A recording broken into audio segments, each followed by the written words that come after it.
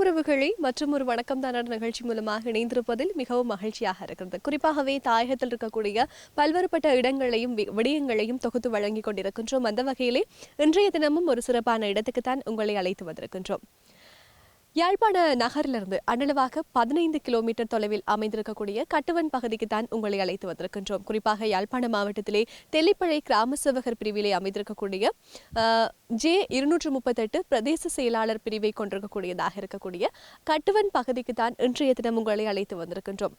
கட்டுவனுக்கு எப்படி வரணும் என்று சொல்லி சொன்னால் யாழ்ப்பாண நகரத்திலிருந்து KKS வீதியூடாக மல்லாகம் சந்திக்கு வந்து அங்கிருந்து கட்டுவன் வீதியூடாக இந்த பிரதேசத்துக்கு வரக்கூடியதாக இருக்கும். எனவே இன்றைய தினம் கட்டுவன் பகுதிக்கு உங்களை அழைத்து வந்திருக்கின்றோம். இங்க இருக்கக்கூடிய நல்ல பல விடயங்கள், சிறப்பான விடயங்கள், இங்க இருக்கக்கூடிய முக்கியத்துவம் வாய்ந்த பல்வேறுபட்ட தகவல்களை இன்றைய நிகழ்ச்சியினூடாக பகிர்ந்து கொள்ள இருக்கின்றோம். குறிப்பாக இங்க இருக்கக்கூடிய விவசாயம், கல்வி நிலைமை, பொருளாதாரம், வாழ்வாதாரம் என்று சொல்லி எங்களுடைய வாழ்க்கைக்கு தேவையான அத்தனை விடயங்களையும் இன்றைய நிகழ்ச்சியின் வாயிலாக பார்க்க போகின்றோம். குறிப்பாக இந்த பிரதேசம் யுத்த காலத்திலே பெருமளவாக பாதிக்கப்பட்ட ஒரு பிரதேசமாக இருக்கிறது. அந்த விடயங்களையும் இன்றைய நிகழ்ச்சியின் வாயிலாக தர காத்திருக்கின்றோம். அது மட்டுமல்லாது ஆலயங்களாக இருக்கட்டும், பாடசாலைகளாக இருக்கட்டும், முன்பள்ளிகளாக இருக்கட்டும், இங்கு இருக்கக்கூடியவற்றை தேடி உங்களுக்கு இன்றைய நிகழ்ச்சியின் வாயிலாக காண்பிக்க இருக்கின்றோம். தொடர்ந்தும் நிகழ்ச்சியோடு இணைந்திருங்கள்.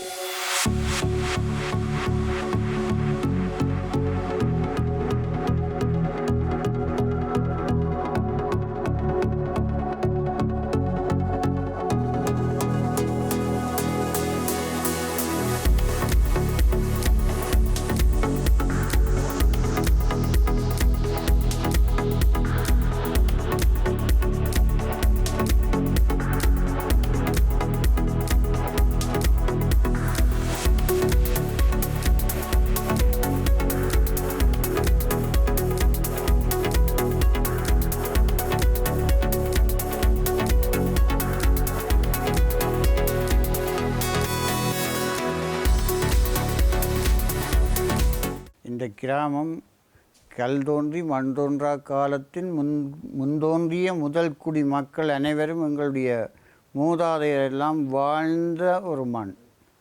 1983 வரையிலும் எமது மண் சகல துறைகளிலும் நிறைவு பெற்று விளங்கிய ஒரு மண்ணிலே இயற்கையாகவே தோன்றிய ஆலயங்கள் பற்பல உண்டு.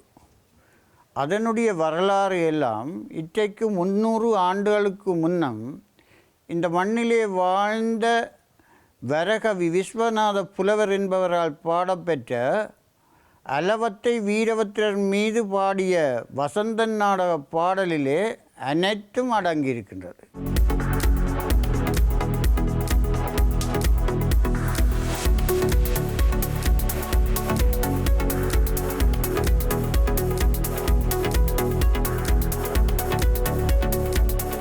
வர்த்தலவிளான் மருதடி விநாயகர் ஆலயம்.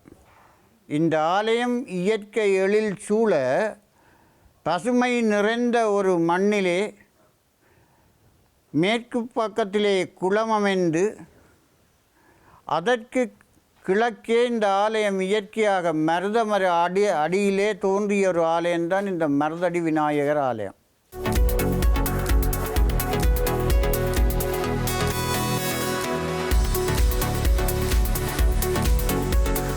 இந்த ஆலயத்திலே மகா வித்துவான் வித்துவ சிரோமணி கணேசையா லக்கண முனிவன் என்று தொல்காப்பியத்துக்கு உரை செய்த வெல்காப்பிய நாயகன் வாழ்ந்த மண்ணிலே லங்கையின் பல பாகங்களிலும் இருந்து வந்து தமிழையும் இலக்கிய இலக்கணங்களையும் சமயத்தையும் தெளிவுற கற்ற மக்கள் பல்லாயிரக்கணக்கான மக்களெல்லாம் வாழ்ந்து அறிவு பெற்ற இந்த மண்ணில் கட்டுவன் சந்திக்கு வடக்கு புறத்திலே அமைந்த மேல்மாடி கட்டிடத்தில் வாழ்ந்த இலக்கண வித்தகர் நமசிவாய தேசிகர் ஐயா அவர்களா.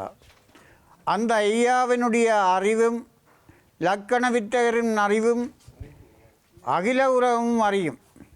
தொல்காப்பியத்தின் பெருமையை தமிழையும் உலகுக்கு நிலைநாட்டிய பெருமை வித்துவ சிரோமணி கணேசையாவுக்கும் இலக்கண வித்தகர் நமசிவாய தேசியருக்கும். அவர்களுக்கு இது பண்டிதர்கள், அதாவது மதுரை தமிழ்ச்சங்க பண்டிதர்கள் என்று கட்டுவன் மயிலிட்டிற்கு வரத்தளவிலான் கிராம சேவக பிரிவிலே வாழ்ந்தவர்கள். முதன்மானவனாக கணேச வித்தகர் நவசிவாய தேசிகரும், அடுத்து அவருக்கு சமனாக மயிலிட்டி தெற்கிலே பண்டிதர் முத்துக்குமார் அவர்களும், குறும்பசிட்டியிலே மதுரை பண்டிதராக பண்டிதர் நாராயண் அவர்களும் மிகவும் சிறந்த ஆளுமைமிக்க ஒரு ஆசிரியர்களாக ஆசானாக வாழ்ந்த மண் இது. இதுக்கு பெருமைக்கு இடமாக இருந்த இடம் வர்த்தலவளான் மருதடி விநாயகர் ஆலயம். அதை சொல்லப்போனால் ஒரு இலங்கையின் ஒரு, அதாவது பல்கலைக்கழகம் என்று தான் சொல்ல வேணும்.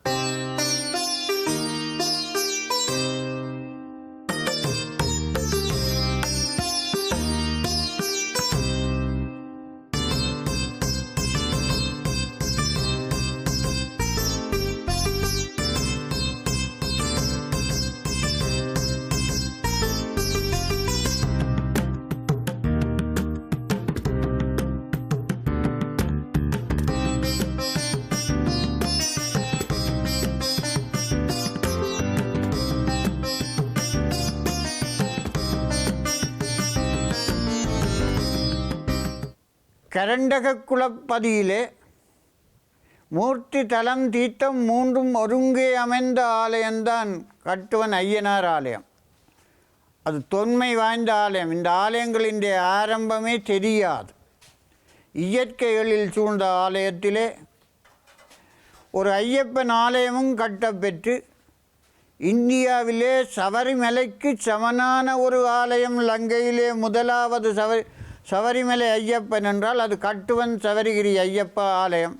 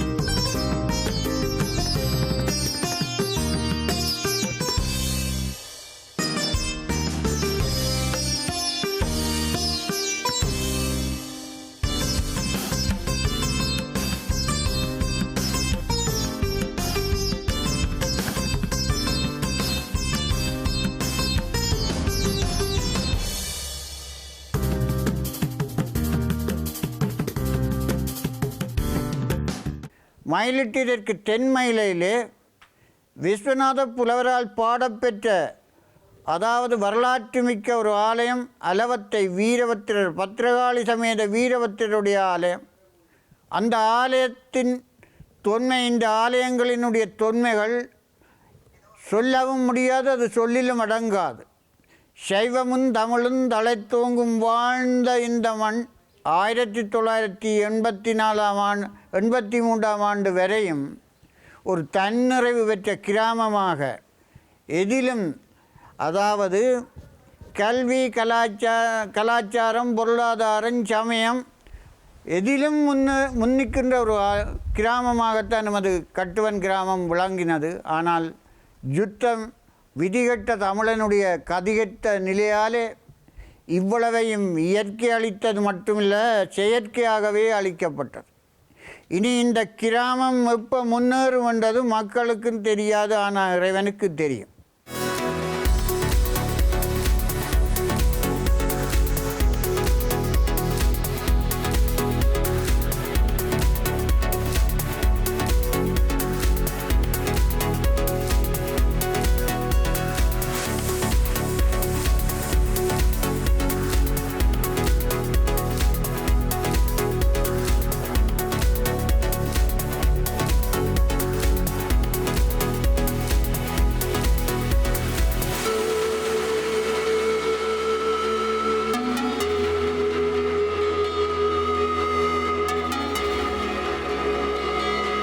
உறவுகளாகிய நீங்கள் கட்டுவன் பிரதேசத்தில் இருக்கக்கூடிய பல்வேறுபட்ட விடயங்களையும் இடங்களையும் பார்த்தவிடம் இருக்கிறீர்கள். அந்த வகையிலே இங்க இருக்கக்கூடிய விவசாயத்தையும் பார்க்க வேண்டும்.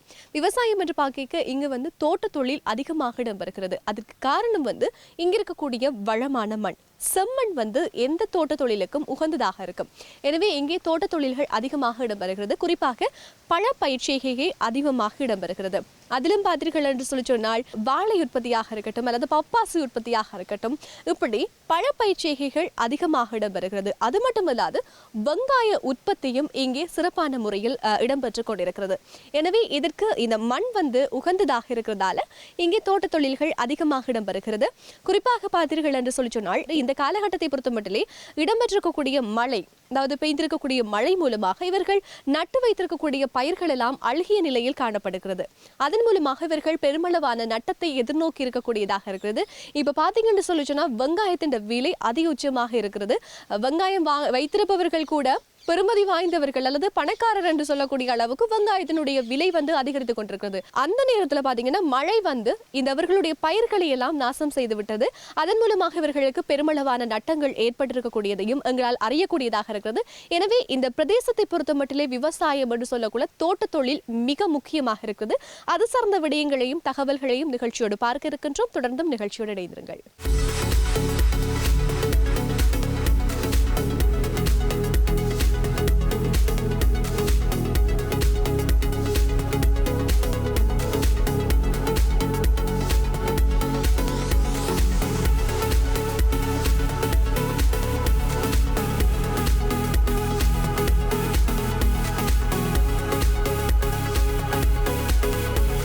நமது கிராமத்திலே விவசாயத்திலே முக்கியமாக வெங்காயம், மிளகண்டு, புயலை, பீட்ரூட், கேரட் என்பன முன்பு செய்யப்பட்டு வந்தது.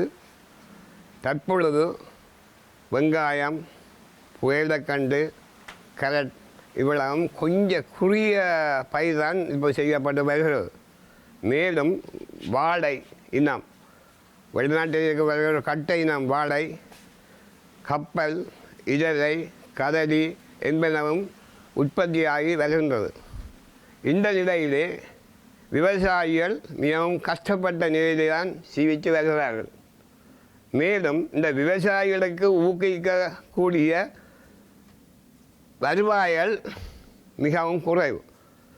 இந்த நேரத்திலே விவசாயிகள் செலவு செய்து அந்த அறுவடை செய்யும் பொழுது அதற்குரிய அறுவடையை லாபம் பெற முடியாமல் இருக்கின்றது. இந்த நிலையை ஊக்குவிப்பதற்கு வெளிநாட்டு நிறுவனங்களோ எந்த நிறுவனங்களும் சேர்ந்து இந்த விவசாயிகளுக்கு ஊக்குவிக்கக்கூடிய விதானியம், உபகரணங்கள், வேறும் பொருட்களும் உதவி செய்து வந்தால் இந்த கிராமத்தை முன்னேற்ற முடியும். முன்பு குரக்கன், சாமி, வேறுகள் பயிர்கள் செய்து வந்தார்கள்.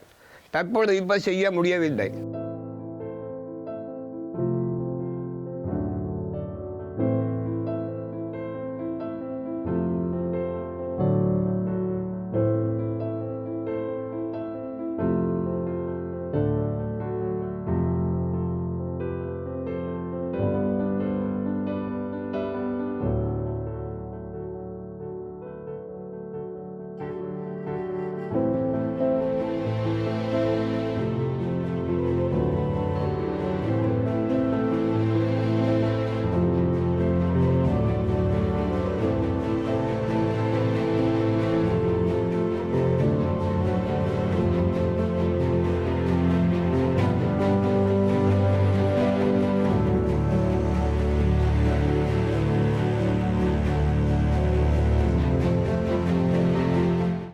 சந்தைப்படுத்துகிற போது எங்களுக்கு மலிவண்டா நஷ்டம். 10 குண்டு கழிக்கிறாங்க.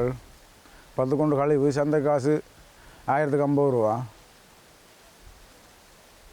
சில வழியில் முழுக்க நட்டம் போகும். இந்த முறையெல்லாம் பெரிய நட்டம் தான் எங்களுக்கு. விஷயத்தால் எந்த ஒரு பிரயோஜனம் பெறாது. வருமானம் மட்டும் எங்களுக்கு கணக்கு போட்டு செய்யலாது. இது ஏற்ற முறக்கம் ஒருக்கா விற்கும் ஒருக்கா மேலேயும். இந்த முறை ஒரு லாபம் இல்லாமல் போகும். சில கூடுதல் லாபம் பெறும். சில 2 லட்சம் 3 லட்சம் மட்டும் லாபம் எடுக்கலாம். சில லாபம் இல்லாமலும் போகும்.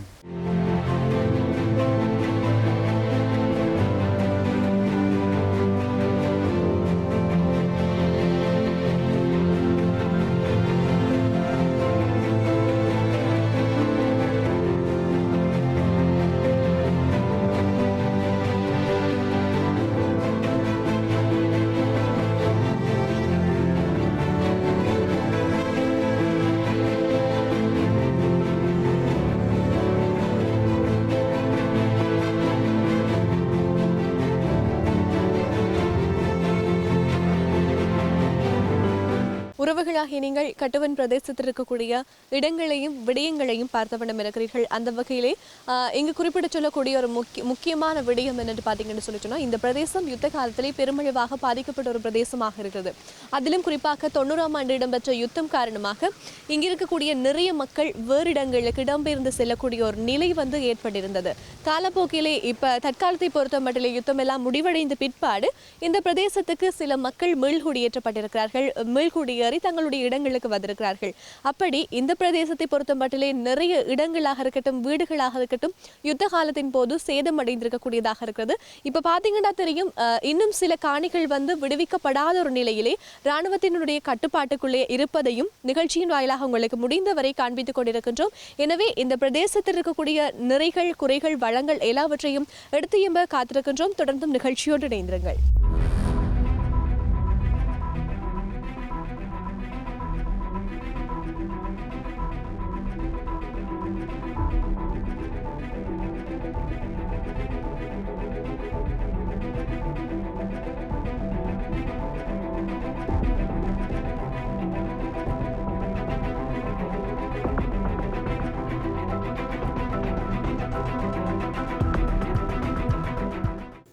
இப்போ ஒரு 30 வருட காலமாக இந்த இடம் விடுபடாமல் இருந்து தற்பொழுது விடுபட்டிருக்கிறது. ஆனாலும் மக்கள் இங்கு குடியமர்த்தப்படவில்லை.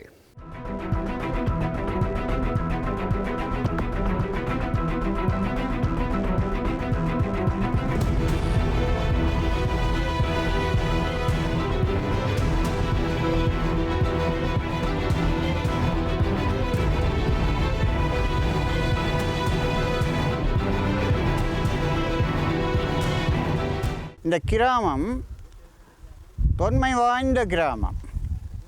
இங்கே விவசாயிகள் அநேகமாக விவசாய தொழிலையே பாரம்பரியமாக தொழில் செய்து முதன்மை பெற்ற கிராமம்.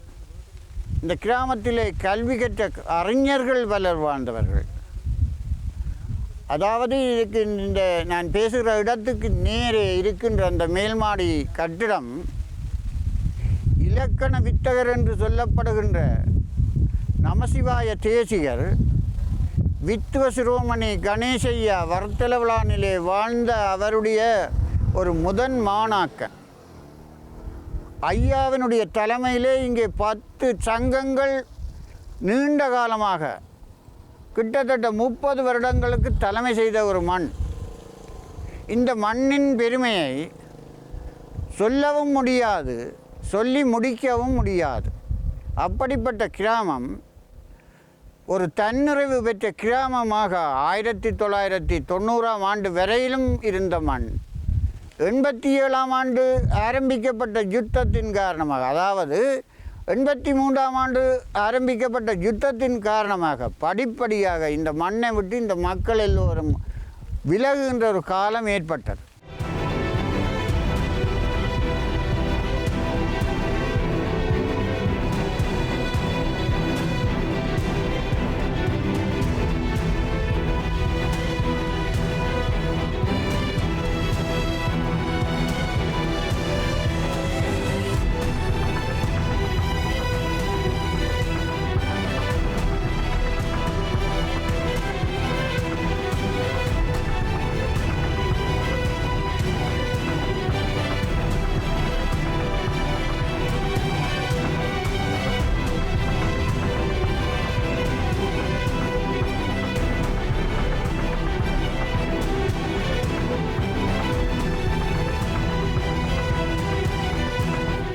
இன்று இந்த கிராமத்தை பார்த்தால் பழைய வன்னி பிரதேசத்தை பார்க்குமா போலே தான் இருக்கின்றது. இங்கே வாழ்ந்த மக்கள் கிட்டத்தட்ட கட்டுவன், மயிலிட்டிற்கு, வர்த்தலவிழான் என்ற 3 கிராமங்களோடும் குறும்பசிட்டியும் ஒரு கிராமம், ஒரு குறிச்சியாகத்தான் இங்கே இருந்தது. அப்படிப்பட்ட இடம் இன்று 6 கிராம சேவகரை உள்ளடக்கிய ஒரு கிராமமாக இருக்கின்றது. இந்த கிராமத்திலே இப்பொழுது நிரந்தரமாக இருக்கின்ற குடிகள் நான் நினைக்கின்றேன் 3 கிராமங்களையும் ஒப்பீடு செய்து பார்த்தாலும் ஒரு 50 குடும்பம் இருக்குமோன்றது கேள்விக்குறி. யானும் என்னுடைய பிறந்த மண்ணிலே ஒரு தடவை அல்ல 2, 3 தடவையாக இராணுவத்தினால் அழிக்கப்பட்ட அந்த வீட்டை மீண்டும் கட்டி 2017ஆம் ஆண்டு ஆகஸ்ட் மாதத்திலே இங்கே வந்து நான் என் தாயாருடன் வந்து ஒரு மாதம் இருக்கையில்லை. காரணம் ஏனென்றால் குடிமனைகள் இல்லை, போக்குவரத்து வசதி இல்லை. என்று ஒரு மனிதர் வாழ வேண்டுமானால் அவருக்கு போக்குவரத்து நிச்சயமாக தேவை. ஆகவே எங்களுடைய வீதிகள் எல்லாம் ஒழுங்கற்ற முறையிலே பள்ளந்தட்டியாக இருக்கின்றது. அந்த வகையிலே இங்கே நாங்கள் வாழ்வது மிகவும் கஷ்டமான நிலையாகவே 30 வருடங்களுக்கு மேலாக இந்த மக்கள் அல்லல்பட்டு அலைந்து திரிந்து தாங்கள் சென்ற இடங்களிலே எல்லாம் வீடுகளை கட்டி தங்கள் பிள்ளைகளை கல்வி புகட்டி கொண்டிருக்கின்றார்கள். ஆகவே அவர்கள் திடீரென்று இங்கு வந்து எந்த ஒரு தொழிலையும் செய்து முன்னேற முடியாத ஒரு மண்ணாகத்தான் இருக்கின்றது.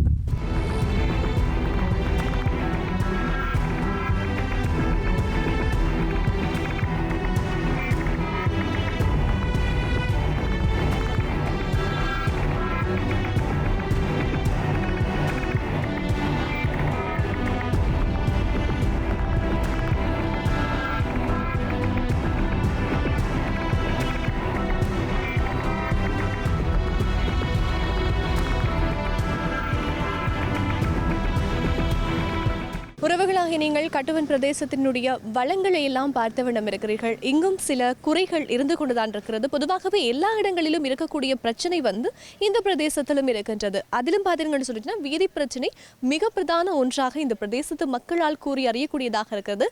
பொதுவாக பார்த்தீங்கன்னு சொல்லி சொன்னால் இந்த கட்டுவனுக்கு வரக்கூடிய உள்வீதிகள் எல்லாம் குன்றும் குழியுமான ஒரு நிலையில் காணப்பட்டு கொண்டிருக்கிறது.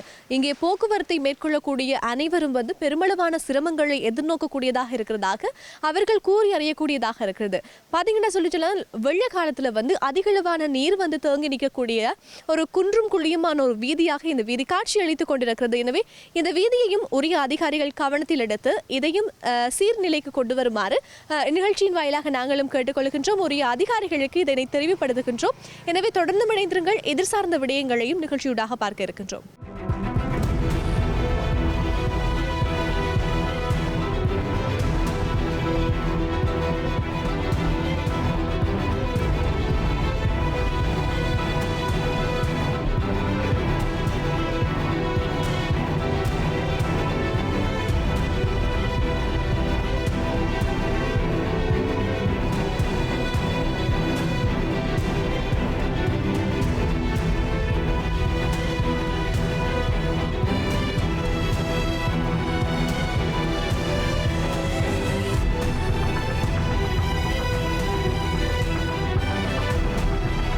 இந்த ஊர் வந்து இப்போ நீங்கள் நிற்கிறது கட்டுவன் மயிலிட்டி தெற்கு வீதி. இந்த வீதியில் வந்து விமான நிலையத்துக்கான வீதியாக தான் இதை காப்பேட் வீதியாக புனமைக்கப்பட்டது. இந்த வீதியை தான் அந்த விமான நிலையத்துக்குரிய வீதியாகப்பட்டது. ஆனால் இந்த வீதியில் வந்து 400 மீட்டர் தொடர்ந்து முடிவிக்கப்படாத ஒரு சூழ்நிலையே உள்ளது. இதில் விமானப்படையும் இராணுவத்தினர் முழுக்கம் வேலி உள்ளதால் வந்து இந்த வீதியால் செல்ல முடியாத சூழ்நிலை இருக்கின்றது. இதனால் பக்கத்தில் உள்ள அருகிலுள்ள தனியார் காணியை பயன்படுத்தி கொண்டிருக்கின்றார். அந்த தனியார் காணி உரிமையாளர் அந்த வீதியை விடுவிக்காமல் மூடிவிட்டார். அது தன்னுடைய காணி என்றும் அதனால் வளமையான வீதியை திறந்துவிட சொல்லி கோரியுள்ளார். இவ்வீதியின் வந்து ஒரு பகுதி வந்து வீதி வேலைகள் முடிவடைந்தும் இன்னொரு தெல்லிப்பளையிலிருந்து கட்டுவன் சந்தி வரையான வீதி வந்து தற்போது புனரமைப்பு பணியை இடம்பெற்று கொண்டிருக்கின்றது. இதில் இப்பொழுது இந்த வீதி மூடியதால் மாவட்டபுரம் கந்தசாமி கோயிலுக்கு சென்று மாவட்டபுரம் கந்தசாமி கோயிலிருந்து கிழக்கு பக்கமாகவே விமான நிலையத்துக்கு மயிலிட்டி வடக்கினூட விமான நிலையத்துக்கு செல்ல வேண்டிய ஒரு சூழ்நிலை இருக்கின்றது. இதனால் நீண்ட தூரத்துக்கு பயணம் செய்ய வேண்டிய மக்கள் உள்ளனர்.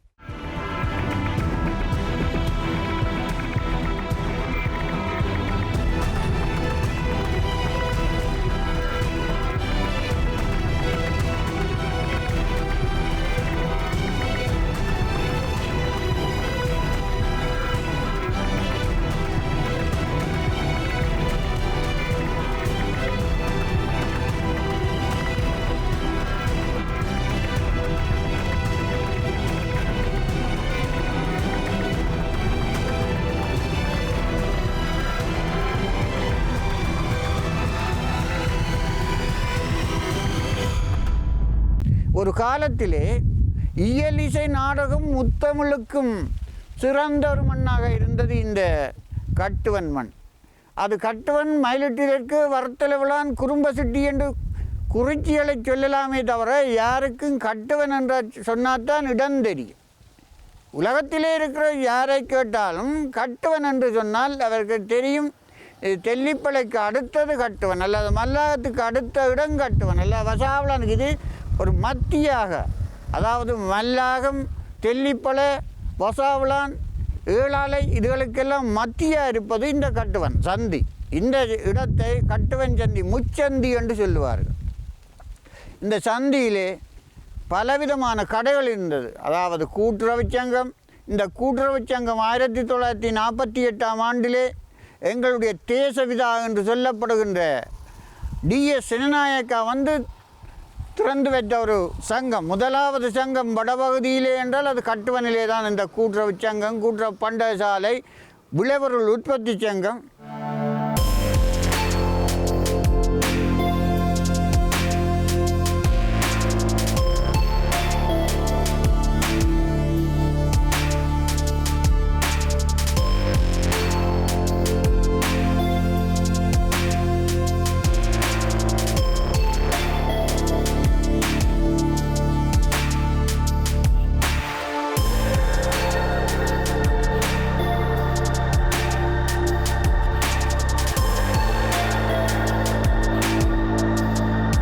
வள்ளிபுரம் செல்லத்துறை என்றால் எல்லாருக்கும் தெரியும். 1964ஆம் ஆண்டு மார்கழி மாத கமத்தொழில் விளக்க புத்தகத்தை எடுத்து பார்த்தால் பம்பாய் வெங்காயம் செய்து அதிலே கூடிய சாகுபடியை பெற்ற பெருமை வடபகுதியிலே வள்ளிபுரம் செல்லத்துறை அவர்களுக்கு இருந்ததை வந்து அவர்கள் எல்லாம் வாழ்த்தி பாராட்டி பரிசு வழங்கின ஒரு மண்வளம், நிலவளமும் நீர்வளமும் நிறைந்த மண்ணிலே நிம்மதி இல்லாத ஒரு நிலை ஏற்படும் என்று நாங்கள் எதிர்பார்க்காத இது நடந்து விட்டது. ஆனால் இது எங்களை அரசாங்கம் எந்த வழியிலே பாதுகாத்து செய்ய வேண்டும் என்று முடிவை எடுக்க வேண்டியது அரசின் கடமை. இந்த முன்னே இருக்கின்ற இந்த கட்டிட மேல் மாடி லக்கண வித்தகர் நமசிவாய தேசிகர், அவருக்கு நிகராக யாருமே இல்லை. அப்படிப்பட்ட பெருமகன் வாழ்ந்த ஒரு மண்.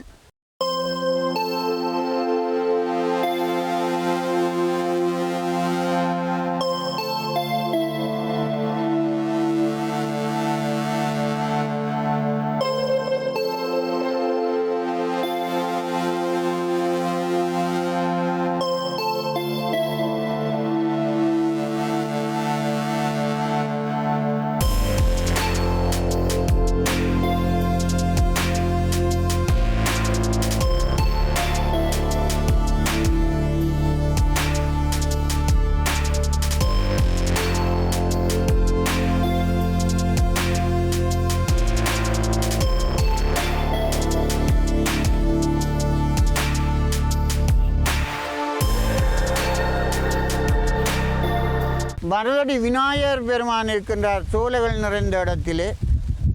அலவத்தை வீரபத்திர பெருமான் இற்றைக்கு 300 ஆண்டுகளுக்கு முன்னரே கட்டுவனிலே விஸ்வப்புலவர் என்ற ஒரு புலவினாலே பாடப்பட்ட வசந்தன் நாடகத்தை பாடி ஆடி உலகுக்கெல்லாம் வெளிப்படுத்தின ஒரு மண். அடுத்து மேற்கு வளத்திலே கரண்டகக்குளம் ஐயனார் என்று சொல்லுகின்ற சோலைகள் நிறைந்த அந்த சோலைக்குள்ளே நடுவே இருந்து அருளாட்சி செய்கின்ற ஐயனார் கோயில். இங்காலே ஞான வைரவர் துரட்டை விட்டு ஞான வைரவர். அடுத்து அயல் முத்துமாரி அம்பாள் ஆலயம். தண்ணீர் தாழ்விலே ஞான வைரவர். அதாவது சேரன் செங்குட்டுவன் வந்து காலடி வைத்த மண்ணாகலா அந்த செங்குட்டுவன் என்ற பெயரை கட்டுவன் என்று அந்த காலத்திலே சொல்லிவிட்டார்கள். அதேபோல் 1960ஆம் ஆண்டிலே தெல்லிப்பளை மகாஜனக் கல்லூரியிலே தண்ணீர் பரிசோதனை செய்த இடத்திலே இந்த மண்ணினுடைய தண்ணீர் தான் முதல் தரமான தண்ணீராக, அதாவது ஆழங்கூடின ஒரு இடம். ஆகவே எங்களுடைய ஒரு கிராமத்தில் அந்த குறிச்சிக்கு பெயர் தண்ணீர் தாழ்வு. அந்த தண்ணீர் தாழ்வென்ற இடத்திலே அந்த தண்ணீர் இருந்தபடியால் இது தண்ணீர் கட்டுவன் என்று அவர்கள் வென்று அழைத்தார்கள். இப்படியாக பற்பல பெயர்களை கொண்ட இந்த மண் எத்தனையோ பெரிய அறிஞர்களை கண்ட, விவசாயிகளை கண்ட, இந்த மண்ணிலே இப்போ வாழ முடியாத ஒரு நிர்பந்தம். நீங்கள் நேரே பார்த்து கொண்டு நிற்கிறீர்கள். இந்த கட்டுவன் மல்லாகன் ரோட்டு அடுத்து அந்த மல்லாகன் சந்தைக்கு போகும் வரையிலே போக முடியாத ஒரு நிலையிலே இருக்குது. அந்த நிலையை உடனடியாக மாற்றித்தர வேணும். இந்த கைவேலையின் இதே மாற்ற வேணும். மற்றது கட்டுவனில் சந்தி ஞான வைரவர் ஆலயத்திலேருந்து மயிலிட்டிக்கு போகிற ரோட்டை முழுமையாக அமைச்சு தர வேணும்.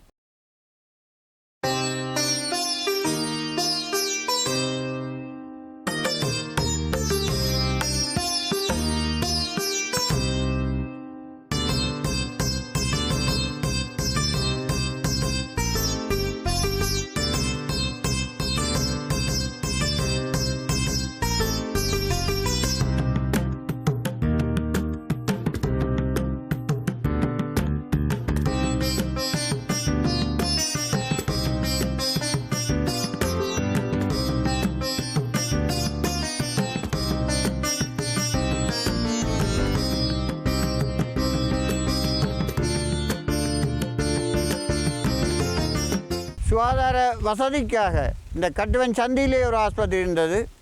அங்கே இந்த கட்டுவன் வசாவளான் ரோட்டிலே மவனத்தம்பை என்ற இடத்திலே ஒரு ஆஸ்பத்திரி இருந்தது. இந்த 2 ஆஸ்பத்திரியும் இப்போ இங்கே இல்லை. இப்போ எங்களுக்கு கிட்டடியாக இருக்கிற தெல்லிப்பளை ஆதார வைத்தியசாலை தான். அப்படியான ஒரு இடத்திலே எந்த விதமான வசதியும் இல்லாமல் ஜனங்கள் வாழ்வது மிகவும் கஷ்டம். ஆகவே அவர்களுடைய கஷ்டங்களையெல்லாம் நீங்களெல்லாம் ஒத்துழைச்சி இங்கே மக்கள் எந்த விதமான சேவையும் செய்ய முடியாது. வருமானமும் இல்லாது மக்களுக்கு போதிய வருமானம் போதாது. முன்னே பாருங்கள், இதே ஒரு முறைக்கு 10 முறை ஒரு நாளைக்கு கூலி ஒருவனுக்கு ஆக குறைஞ்சது இப்போ 1500 ரூபா கூலியை கொடுத்தால் அவன் காலமே 8 மணிக்கு வந்து பின்னர் 4 மணிக்கு இடையிலே தன் வேலையை ஏதோ சும்மா ஏனோ தானோ ஒன்று செய்து காசை வேண்டி கொண்டு போகிறானே தவிர ஒழுங்கான வேலை செய்யக்கூடிய எங்களுக்கு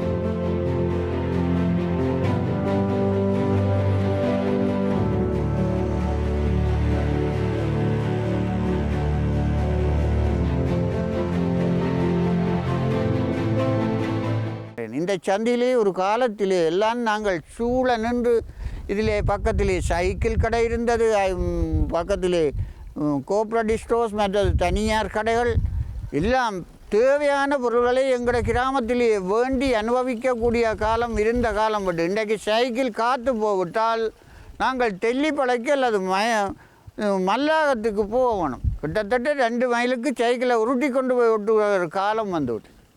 இவையெல்லாம் நீங்கள் வேணுமென்றால் எங்களை இங்கே வாழுகிற மக்களுக்கு சகல விதமான வசதிகளை எல்லாம் நீங்கள் செய்து கொடுத்து இந்த மண்ணில் நல்ல வண்ணம் மக்கள் வாழ வேண்டுமானால் இந்த அரசு எங்களுக்கு நல்ல உதவிகளை எல்லாம் செய்ய வேணும் என்று வேண்டி, இது அப்படி செய்ய தவறிவிட்டால் கடவுள்தான் எங்களை காப்பாற்ற வேண்டும்.